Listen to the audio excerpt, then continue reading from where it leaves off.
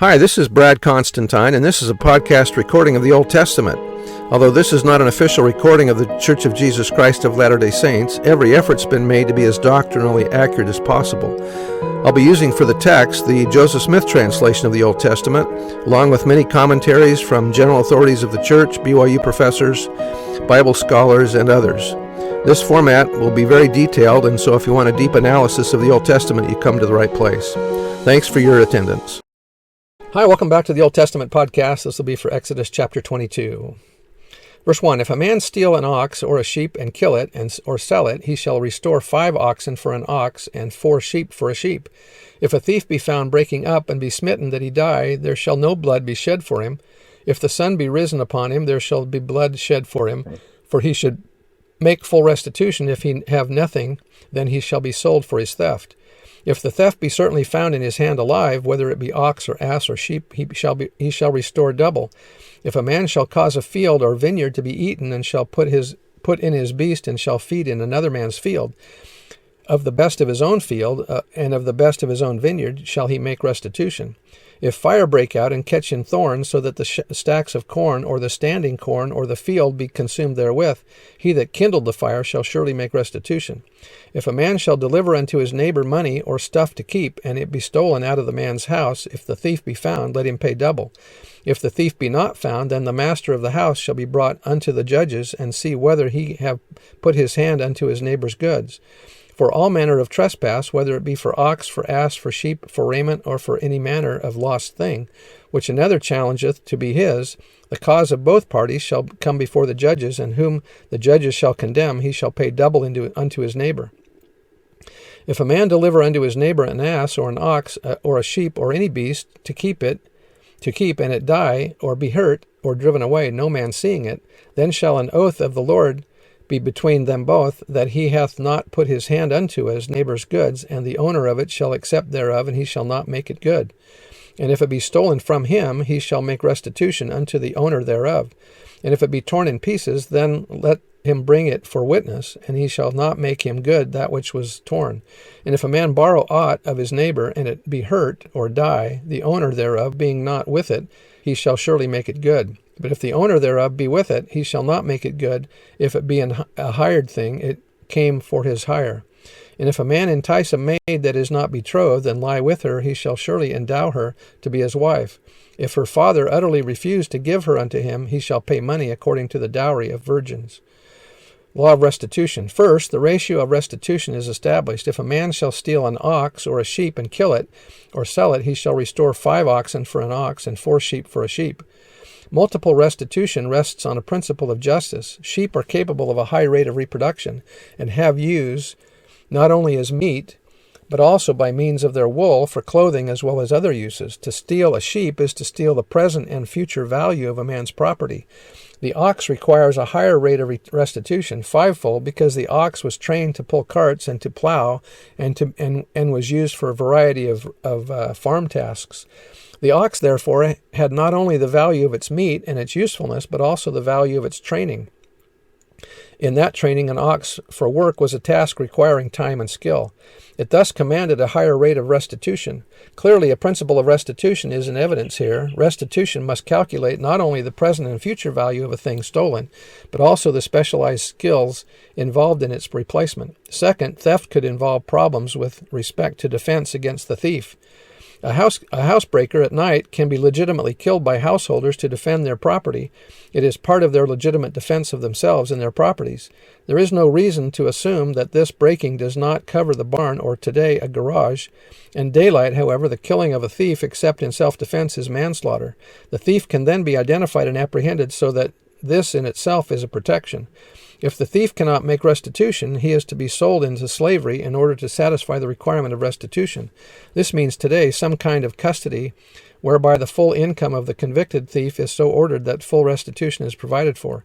Third, the law specified the restitution required of a thief caught in the act or caught before disposing of the stolen goods. In such cases, the thief was to restore the thing stolen and its equivalent, i.e. the exact amount he expected to profit by in his theft. This is the minimum restitution. A man who steals $100 must restore not only the $100, but another $100 as well. Fourth, certain acts, whether deliberate or accidental, incur a liability which requires restitution, for to damage another man's property is to rob him of a measure of its value. The restitution in all such cases depends on the nature of the act. If fruit trees or vines are damaged, then future production is damaged, and the liability is in proportion thereto. Criminal law no longer has more than survivals of the principle of restitution. Civil suit must now be filled in by offended party to recover damages, and then without regard to the Bible principle. Fifth, in Exodus 22:7-13, responsibility is determined for goods held in custody. Property deposited in the hands of another for safekeeping might be so easily embezzled by the trustee or lost through his negligence that some special laws were needed for its protection. Conversely, the trustee required to be safeguarded against incurring loss if the property entrusted to his care suffered damage or disappeared without fault of his. The Mosaic legislation provided for both cases. On the one hand, it required the trustee to exercise proper care and made him answerable for the loss. If a thing entrusted to him was stolen and the thief not found, embezzlement it punished by requiring the trustee guilty of it to pay double. On the other hand, in doubtful cases, it allowed the trustee to clear himself by an oath, and in clear cases to give proof that the loss had happened through unavoidable accident. Sixth, in case of rental or of loan, certain principles of liability are in work. If a man borrows and damages the property of another, he is liable for the damages. He has destroyed or harmed the property of another man and is thereby guilty of theft. Restitution is mandatory. If the owner came to assist him voluntarily as a good neighbor, the damage is the owner's because his property was damaged while under his own supervision. This is all the more true if he is working for hire, because his rental of his services with ox, ass, tractor, or any other equipment includes the wear and tear, the maintenance, and damages to his working equipment. Seventh, seduction is not only an offense against the seventh commandment, but also against the eighth, in that it involves robbing a girl of her virginity. Compensation or restitution meant that he shall pay money according to the dowry of virgins. Significantly, the word translated pay is in Hebrew weigh. Money was then by weight, a weight of a shekel of silver or gold. In all these cases, there is not only judgment by God against the offender, but also restitution to the offended. Restitution, thus, is closely linked to atonement, to justice, and to salvation. That was by Rushduni in the Institutes of Biblical Law. Verse 18, thou shalt not suffer a witch, the Joseph Smith translation says, a murderer to live, which is not the right translation. That changes a lot, doesn't it, about the witch trials in Salem, Massachusetts? Verse 19, whosoever lieth with a beast shall surely be put to death. He that sacrificeth unto any god, save unto the Lord only, he shall be utterly destroyed. Thou shalt neither vex a stranger nor oppress him, for ye were strangers in the land of Egypt. Ye shall not afflict any widow or fatherless child.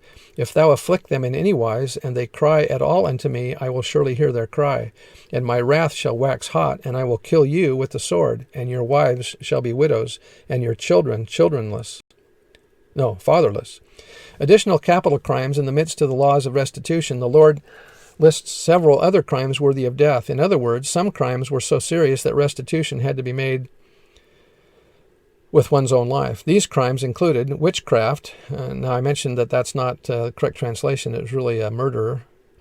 One commentator explained why, from the severity of this law against witches, we may see in what light these were viewed by divine justice. They were seducers of the people from their allegiance to God, on whose judgment alone they should depend, and by impiously prying into futurity, assumed an attribute of God, the foretelling of future events, which implied in itself the grossest blasphemy, and tended to corrupt the minds of the people by leading them away from God and the revelation he had made of himself.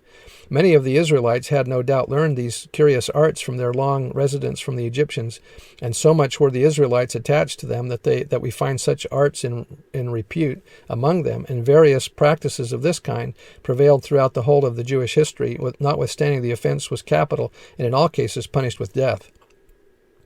In the Joseph Smith translation, however, the word witch is replaced by the word murderer.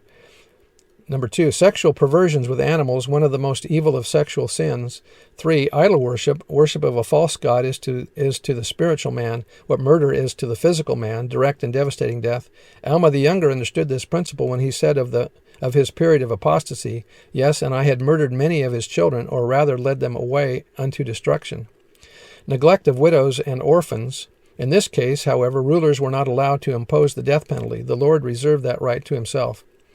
Verse 25, "If thou lend money to any of my people that is poor by thee, thou shalt not be to him as a usurer, neither shalt thou lay upon him usury." That's excessive amount of interest.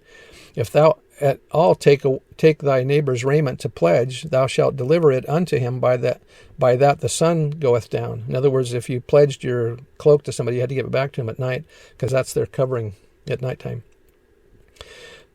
"For that is his covering only, it is his raiment for his skin, wherein shall he sleep? And it shall come to pass, when he crieth unto me, that I will hear, for I am gracious. Thou shalt not revile against God, nor curse the ruler of thy people. Thou shalt not delay to offer the first of thy fruit, of thy ripe fruits, and to thy liquors the firstborn of thy son thou shalt give unto me. Likewise thou shalt do with thine oxen and with thy sheep. 7 days it shall be with his dam. On the 8th day thou shalt give it me." The statutes which follow, verses 18 to 30, are quite different in character from those which had preceded. This appears even from the omission of the "if" by which all the previous ordinances had been introduced. In truth, they do not contemplate, as the others, any possible case, but they state and ordain what must never be allowed to take place. They are beyond the province of ordinary civil legislation and concern Israel as being specially the people of Gad. As such, they express what Jehovah expects from his own people, bound to him by covenant, and this, perhaps, is the most wonderful part of the legislation, regulating and ordering that no civil rule has ever sought to influence. As before, the series of statutes begins by interdicting what is contrary to the God, consecrated character of the nation. Thus, at the outset, all magic is exterminated, and with it all unnatural crimes and idolatrous practices. In short, as before in worship, so now in life, heathenism, its powers, its vileness, and its corruptions are swept aside. On the other hand, in opposition to all national exclusiveness, the stranger, though not the strange God, is to be kindly welcomed. Widows and the fatherless are not to be humiliated. Those in temporary need not to be vexed by usury. God, as the supreme lawgiver, is not to be reviled, nor yet are those appointed to rule under him to be cursed. The tribune due to the Lord as king is to be cheerfully given, and the holy dignity of his people not to be profaned even in their daily habits. And that was by Edersheim. Verse 31, "And ye shall be holy men unto me, neither shall ye eat any flesh that is torn of beasts in the field. Ye shall cast it to the dogs." The word translated liquors comes from a Hebrew word meaning to weep and denotes the juice of the vine or oil of the olive, not necessarily fermented juice. These laws were to symbolize the willing consecration of the people of Jehovah. And that was out of the Institute Manual. All right, that's the end of the chapter. We'll see you next time. Bye.